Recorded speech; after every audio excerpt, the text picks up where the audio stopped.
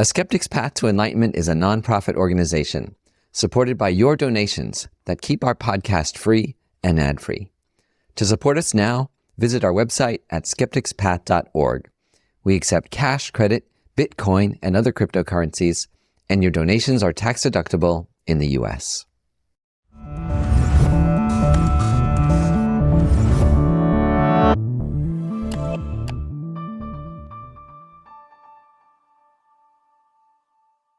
I'm Scott Snibbe, and this is A Skeptic's Path to Enlightenment.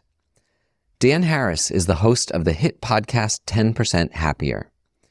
Dan's show and the 10% Happier meditation app have helped bring practical Buddhist techniques for managing anxiety and stress and leading a happier life to millions of people all over the world.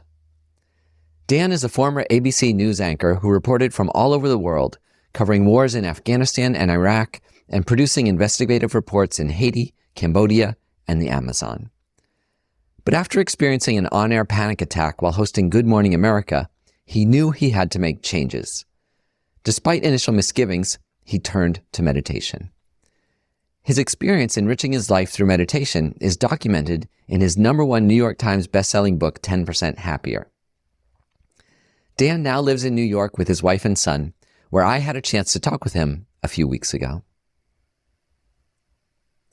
So, Dan Harris, I can't believe you're on our podcast, and I'm so thrilled to have you here. I'm a huge fan of your work in popularizing meditation, and also your honesty, your humility, and your skill as an interviewer. So thank you so much for joining us on A Skeptic's Path to Enlightenment. Thank you. Appreciate it. So I want to start out with a well-worn story of yours, which is that you found meditation at a point of desperation in your life, and it offered you a new way of thinking about your life and your mind. And so I wonder if you can just talk a little bit about how meditation first affected you. Yeah, the well-worn story part of it is that I, as you probably will have mentioned in your introduction, I used to be a TV news journalist. I spent a lot of time covering war zones and came back in the middle of that experience and got depressed and started to self-medicate with recreational drugs. And that culminated in a panic attack on television, which was inconvenient, to say the least.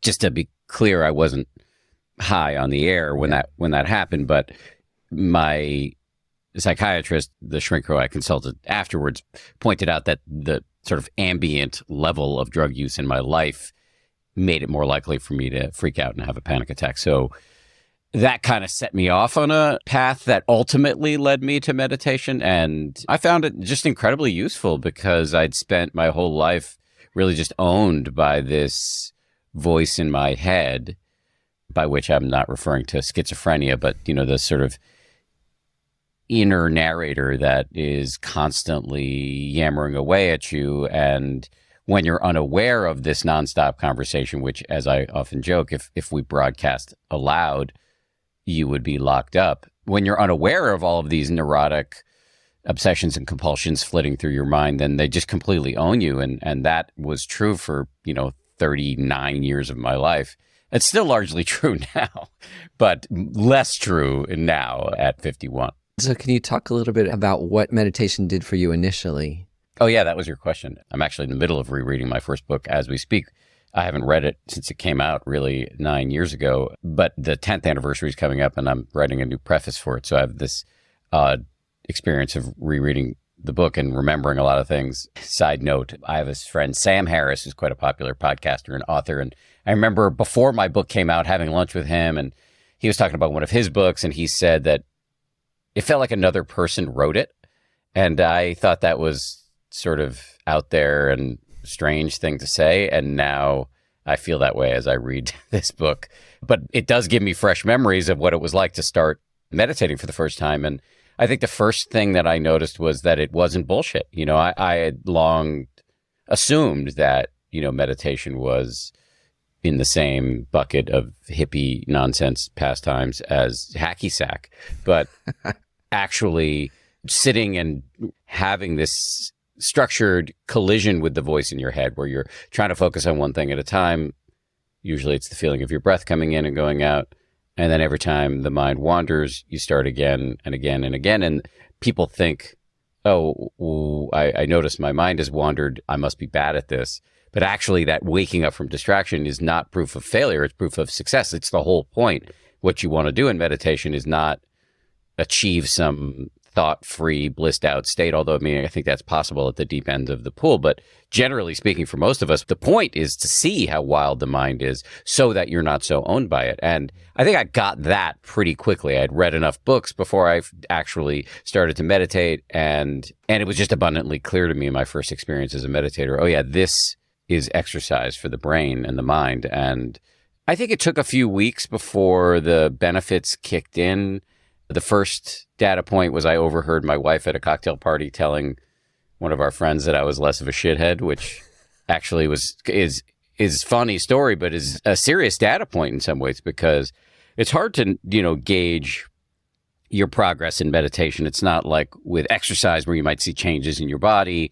It can be hard to gauge your progress. And so to hear my wife say that actually was meaningful and funny. But for me, I think internally, the noticing that I was just a little bit calmer, more focused, and most importantly, less yanked around by my emotions. And I think the big faith-inducing development, and by faith, I mean more like confidence-inducing development in the early stages in meditation, in my experience, and I think this is true for a lot of people, is that first moment when you notice the urge to do something, like to say something that's going to ruin the next 48 hours of your marriage, or to eat a sleeve of Oreos or whatever it is, and you allow that urge to arise and pass. You're not squelching it. You're just kind of interested. Oh yeah, I see this thing coming up, and then I can let it pass. And that is a very empowering moment. We're like, oh yeah, I don't have to be at the mercy of what the great meditation teacher Joseph Goldstein calls the tiny dictators in my mind. These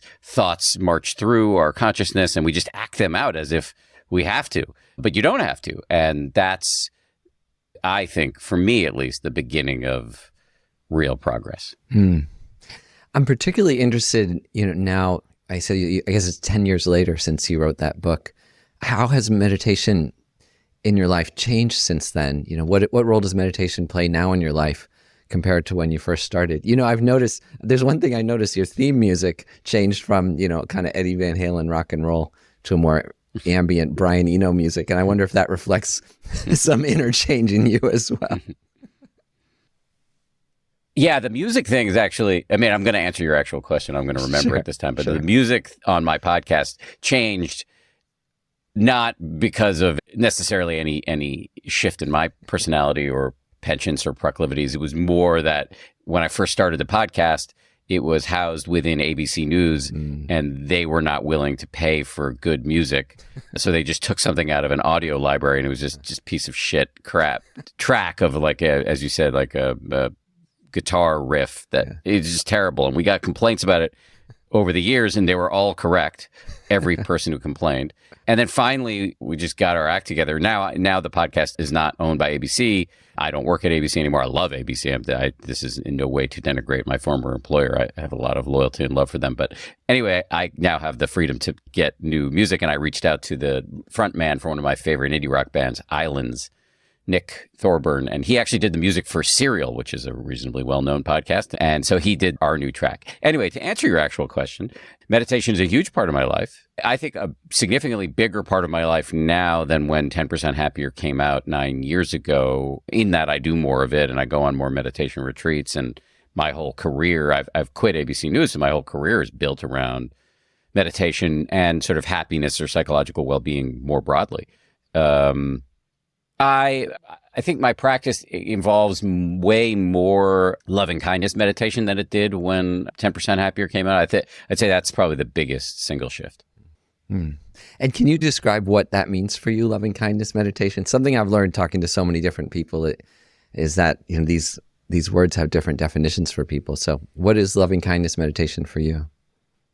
Well, just first to say, like many Buddhist terms, once they're anglified, once, they're put into English, usually the translation's fucking terrible. So loving kindness is a very annoying phrase, in my opinion. It's not attractive.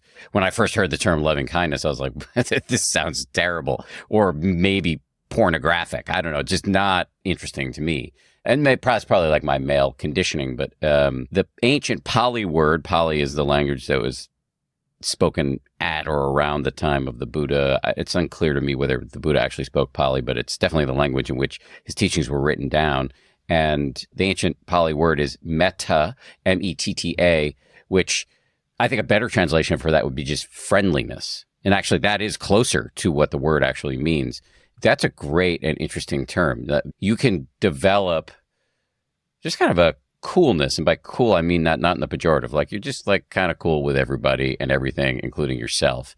Not in a resigned way, but it's like your biases are shifted toward warmth. I know that might contradict my use of cool just a moment before, but I think you can follow me.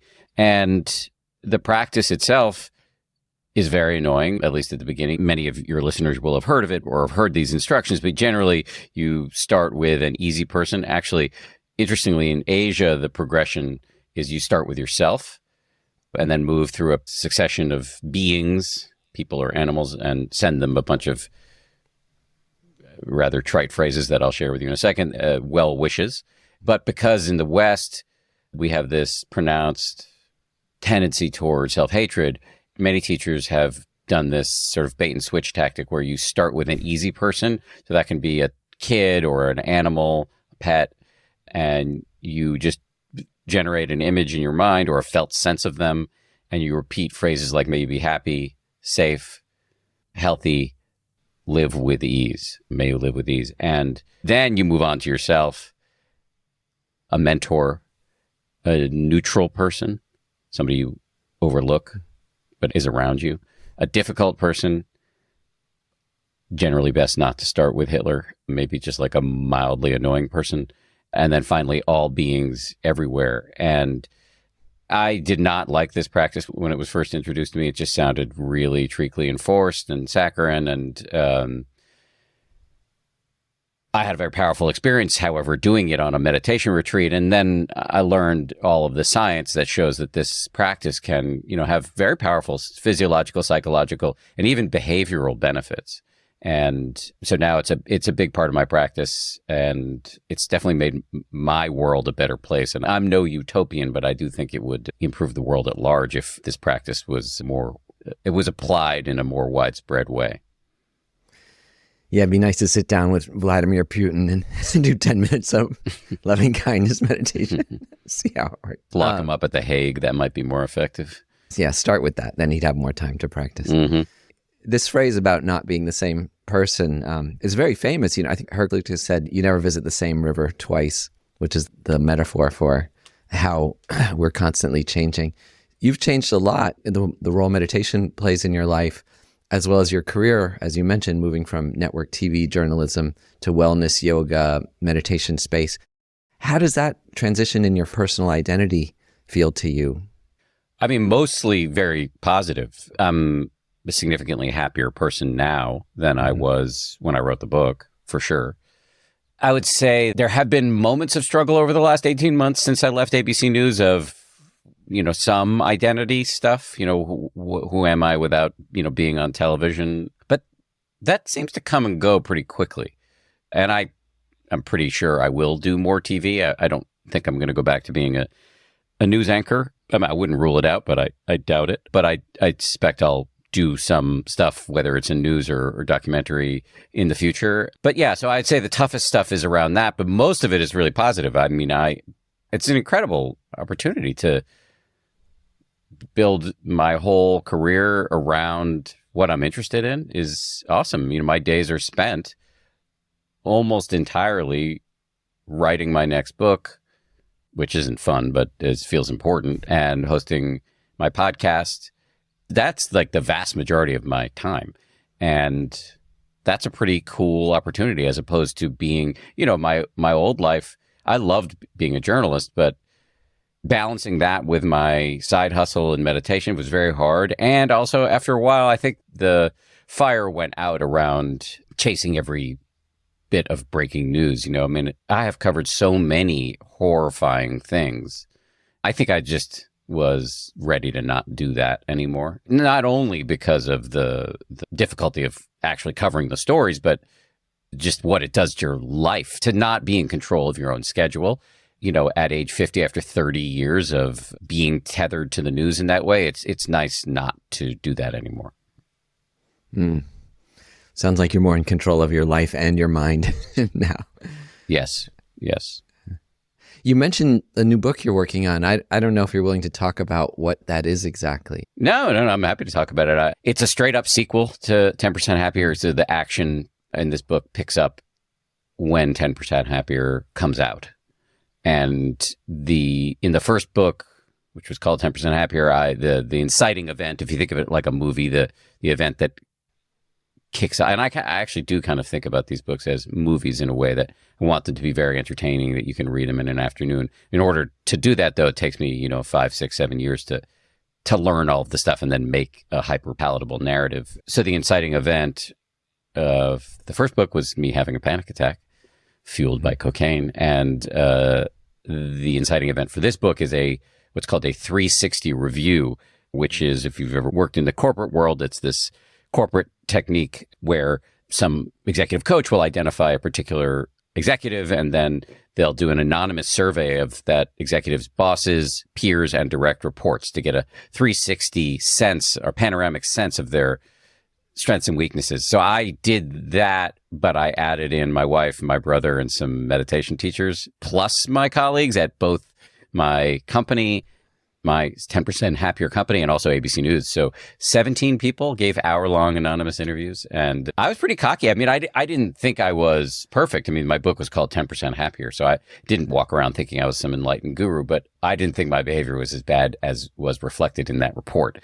And it was completely devastating for me. And so I kind of ripped up my life and this happened in 2018. I've spent the last 5 years working on the issues that were identified in that report. And so that wild, painful adventure is what I'm writing about in this next book. And oddly, it kind of led me, it's become a book about love and how friendly you can be towards yourself and the virtuous cycle that can create. If you have a good relationship with yourself, that improves your relationships with other people.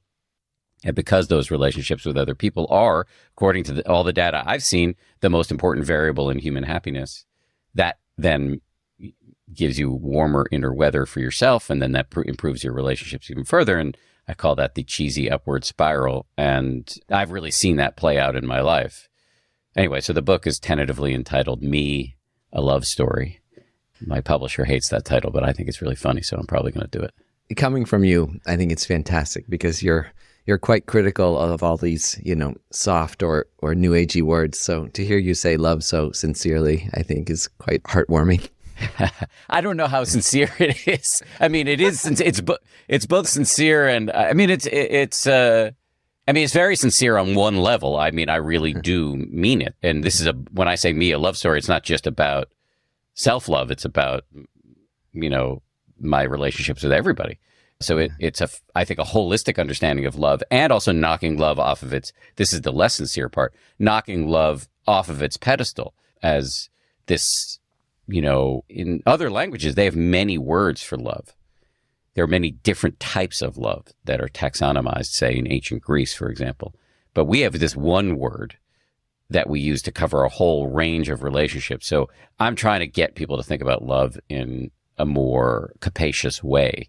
In Me, A Love Story, I mean it as a joke, but it's also kind of true. So anyway, I've been having some fights with my editor, so we'll see where this lands. Just for the record, my publisher on the first book tried to get me to change the title to 20% Happier. So I won that fight.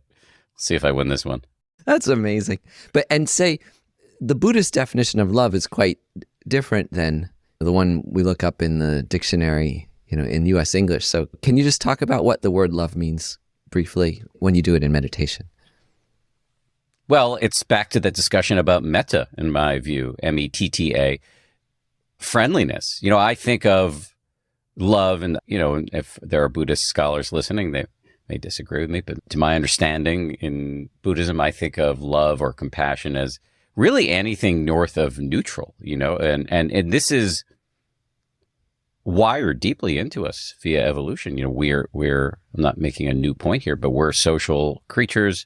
The reason, for better or worse, that we achieved our status as the apex predator on this planet is that we have this capacity to connect, communicate, cooperate, to take down larger, stronger animals, to bend nature to our will, again, for better or worse. But if you understand that about the human animal, it becomes quite obvious that, we spend so much time, so many of us, working on our happiness via, working out, getting enough sleep, and we meditate. All of these things are very important. But again, the data show that the quality of your relationships determines the quality of your life.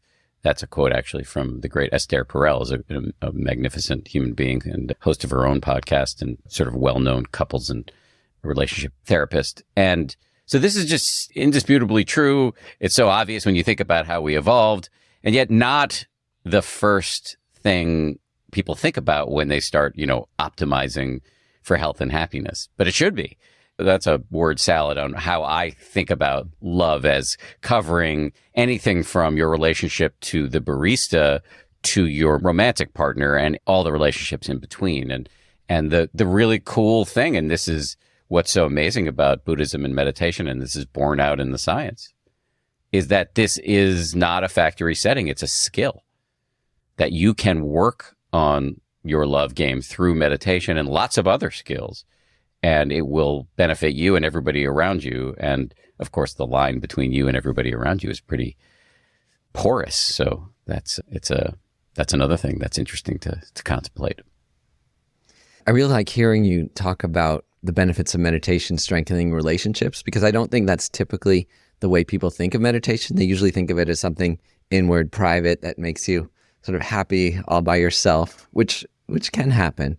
But one of my teachers too, Venerable Sangye Kadro, when I asked her, how do you know whether your meditation's going well? She said the same thing, that your relationships get better, that's the best measure. So I like hearing you say about that primacy of relationships. And as you mentioned, it's borne out by scientific evidence too. Absolutely. And, that back to the beginning of Buddhism, although the Buddha didn't call it Buddhism, I think that word Buddhism is a pretty new term, but back to the beginning of the Dharma, the teachings of the Buddha, there were these three, the Buddhists tend to talk in these grand ways, but the three jewels in Buddhism are the Buddha, which is just sort of the avatar of enlightenment, the possibility of waking up, the Dharma, which is the teachings of the Buddha, and the Sangha, which is the community of meditators. So right from the jump in this practice, doing it with other people and having relationships is baked into it. And there is an HOV lane effect to meditating with other people, first. And second, even if you don't have a community of fellow meditators, just watching how your capacity for mindfulness, not being owned by your emotions and thoughts and urges, and your capacity for kindness, compassion, friendliness, both redound to the benefit of your relationships. And that puts you on the aforementioned cheesy upward spiral. Cheesy upward spiral. Well, you mentioned Buddhism. So I want to ask you what role Buddhism plays in your life. Initially, I think you shied away from talking explicitly about Buddhism sometimes, although you've had all of the greatest Buddhist teachers more or less on your podcast. But do you consider yourself a Buddhist or someone who draws from Buddhist meditation and philosophy? Like, what's your perspective on Buddhism for yourself? I would call myself a Buddhist. I mean, just to say, I now feel like somewhat of an expert, a renewed expert on my first book, since I'm reading it again. So I can tell you, having read parts of it a few hours ago, in that book, there's a lot of Dharma. There's a lot. I mean, it is me really reckoning with this new set of ideas that I'd never encountered before. And so it seems to me, in retrospect, to be a pretty deeply Buddhist book. And so, yeah, I would call myself a Buddhist. I've gotten ever deeper into the practice in the subsequent years, but properly understood, in my opinion, Buddhism is not like some dogmatic evangelical faith. I mean, it's not even necessarily a faith. It is practiced as a faith by millions of people, and that's beautiful. And I don't have anything to say to denigrate that. And yet, one of my favorite expressions about Buddhism is it's not something to believe in, it's something to do. And so I'm a Buddhist in the way I'm a journalist. It's a thing that I do. It's a practice. every day. And faith is an important part.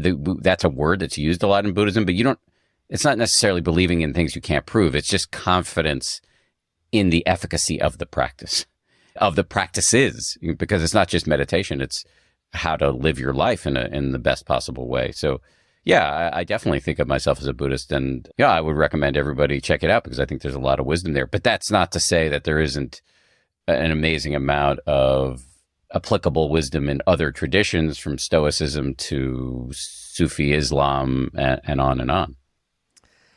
I want to come back to the 10% happier. You're famous for that phrase, and you fought your publisher for it, which is a great story. But has meditation only made you 10% happier at this point? What do you think? Definitely not. I mean, I'm now stuck with math jokes for the rest of my life, and I hate math. But I do think the truth is it's like an investment, and the 10% compounds annually. So I am way more than 10% happier, way more. I'm not 100% happy, but I'm maybe 100% happier than I used to be. And that doesn't mean I don't have bad days. I mean, I have plenty of stress in my life, and there are areas in my life where there's more conflict than I would like. Thankfully, not in my home life. Becoming a dedicated meditator does not mean that there are no vicissitudes in life. It's just like, can you handle them better? Somebody was saying to me recently, I was bemoaning in a meeting with some colleagues how I kept doing the same stupid thing in one of my relationships. And my colleague said to me that his therapist had recently said to him, because he had recently made the same complaint my colleague had to his therapist, and the therapist said, well, are you doing it less, and is it less horrible than it used to be? And he was like, oh yeah, that's true. And that is true for me. I mean, I have the same patterns. They can, if I haven't gotten enough sleep, still reemerge and be counterproductive. But the train doesn't tend to run off the tracks as much as it used to. Well, if you compound the interest, then maybe you're 140% happier or something like that. You're definitely better at math than I am. But that sounds right. Now, how much do you think about the idea of enlightenment? The idea of enlightenment says you can be infinitely percent happier, more or less, and that our good qualities are limitlessly improvable. So what do you think about enlightenment? Do you believe some version of enlightenment is possible? Man, I have a friendly agnosticism on that. I mean, at first I thought it was, and I'm reading this part of my old book now where I'm really kind of turned off by it. But, I feel like this is me a while ago. I guess the time period that I'm describing in this part of the book is like 2010, where I've come to believe that meditation is really helpful at this point in my narrative, but I can't understand why all these seemingly sane people like Joseph Goldstein and other incredible meditation teachers who've had such a big effect on my life are also talking about this magical transformation at the end of the rainbow where you go from 10% happier to 100% happy. It's like it's a huge turnoff for me. Now I think I've made the shift to being very intrigued and very curious about how far can you go here? And I have a little bit more faith, i.e. confidence, that you could go pretty far just from, my job now is to hang out with serious meditation teachers and practitioners. That's what I do.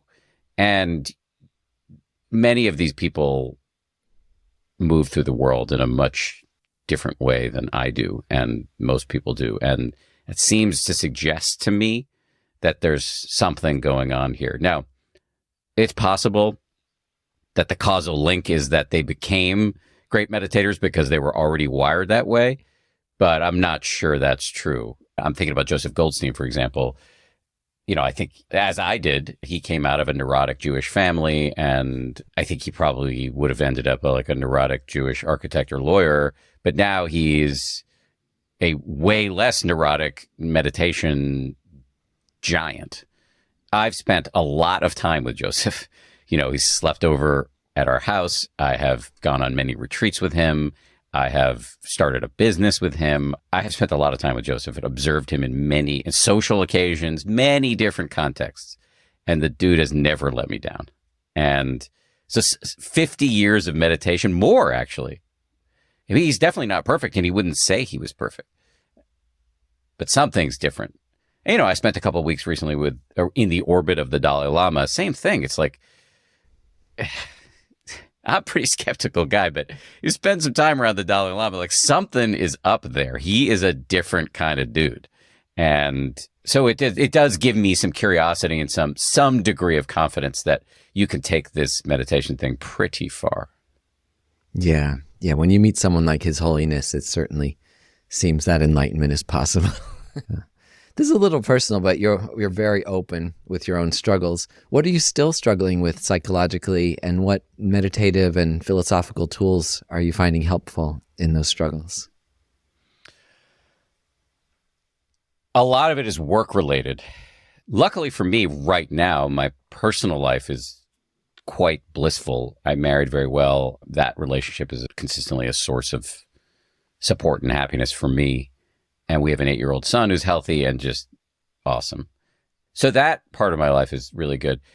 And my work life is great, but there are areas of conflict for me, and it's not hostile.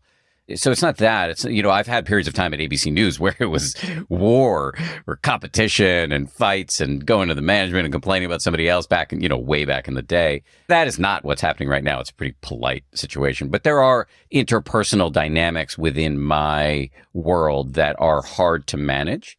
And that can cause me to literally lose sleep. Like I didn't sleep well last night. And that can make me just less up for doing what I have to do on a day-to-day basis. I'm not sure any of these personal details will be super interesting or practical for people, but I do have something to say about this that might be. Joseph, the aforementioned Joseph Goldstein, I talk to him a lot. He's just a huge figure in my life, and he knows all about what I've been dealing with. And by the way, when I say dealing with that makes it seem like I'm the good guy, but it's not. It's not like that. It's more just that it's a complicated situation.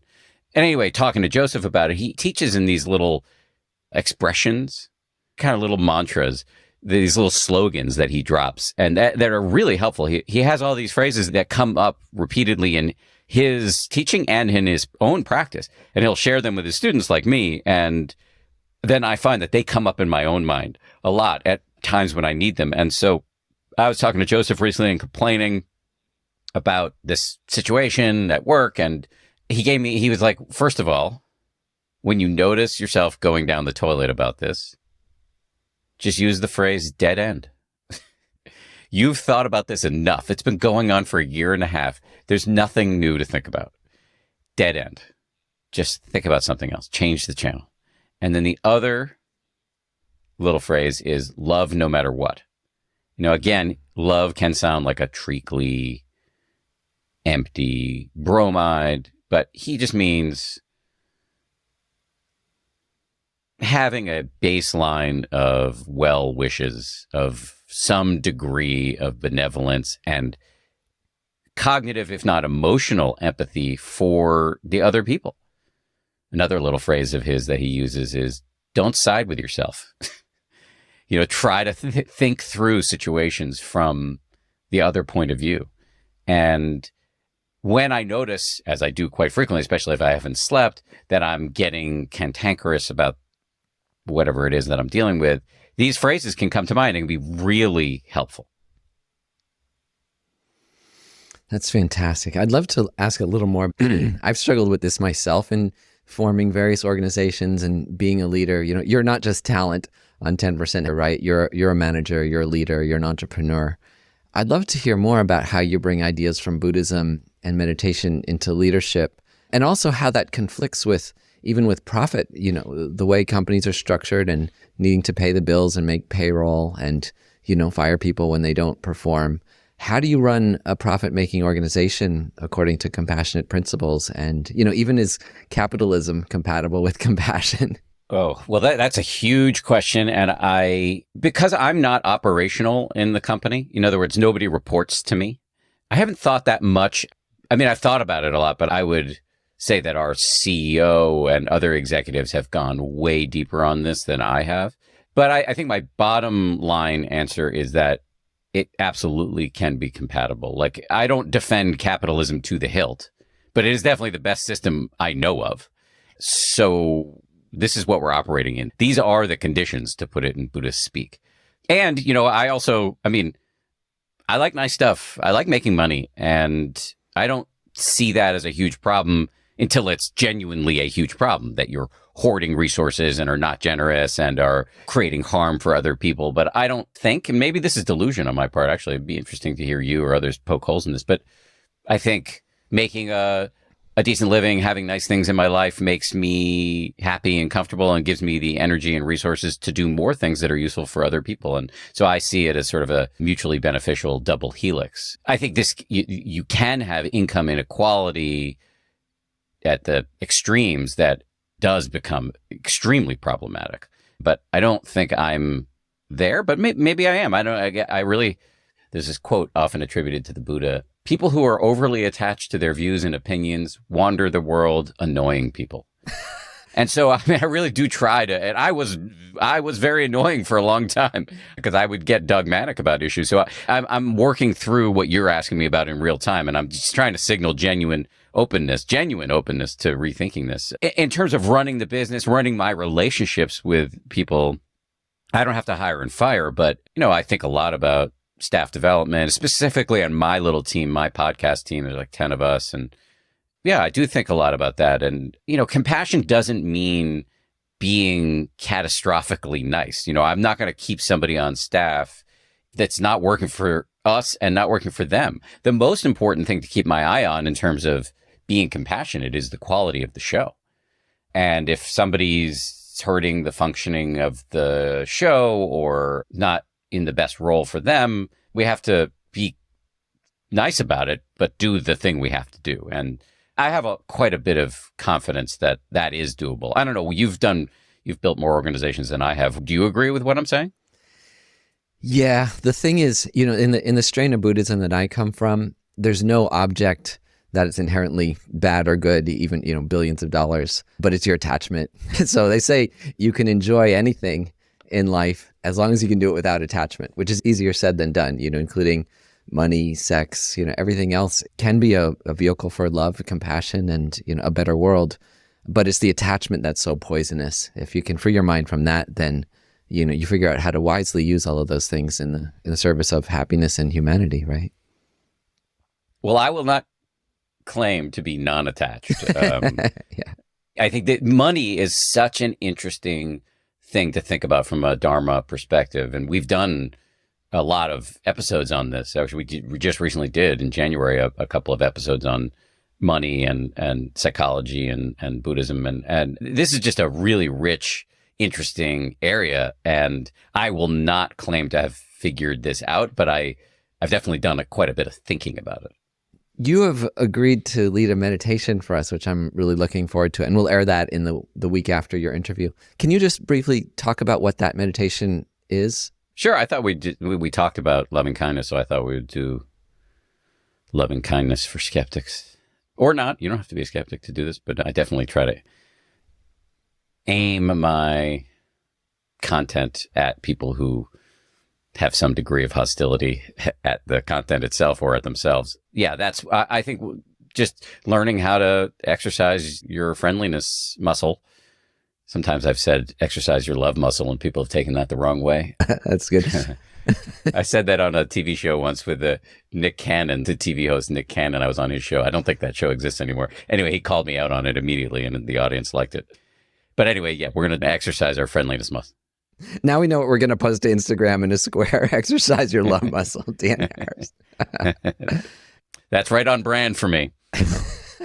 And also, what does skeptic mean to you? You mentioned skeptics in the title of one of your books. It's in our podcast. What does skeptic mean to you?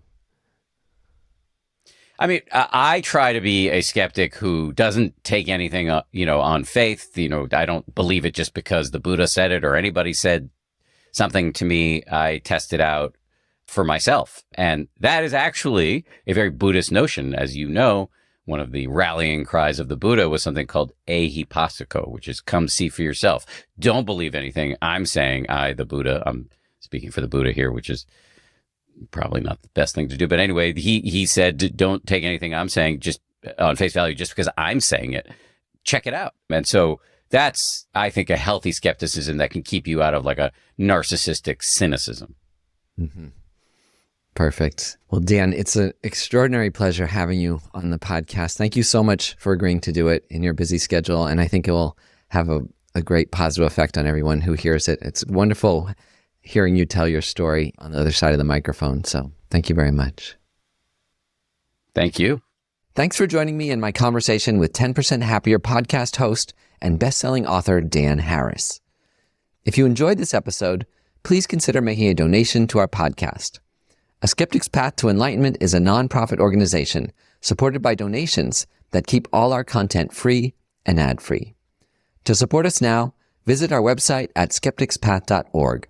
We accept cash, credit, Bitcoin, and other cryptocurrencies, and your donations are tax-deductible in the U.S. If you'd like to deepen this conversation, please join our newsletter or our social media accounts on Instagram, Facebook, Twitter, and LinkedIn, where we can be found under the name Skeptic's Path. We also have a private meditation discussion group that you can join, which you'll find a link to at the bottom of our website. Thanks to Tara Anderson for producing and editing this episode, Christian Parry for audio mastering, and Isabella Acebal for marketing, digital production, and social media. We wish you a wonderful day.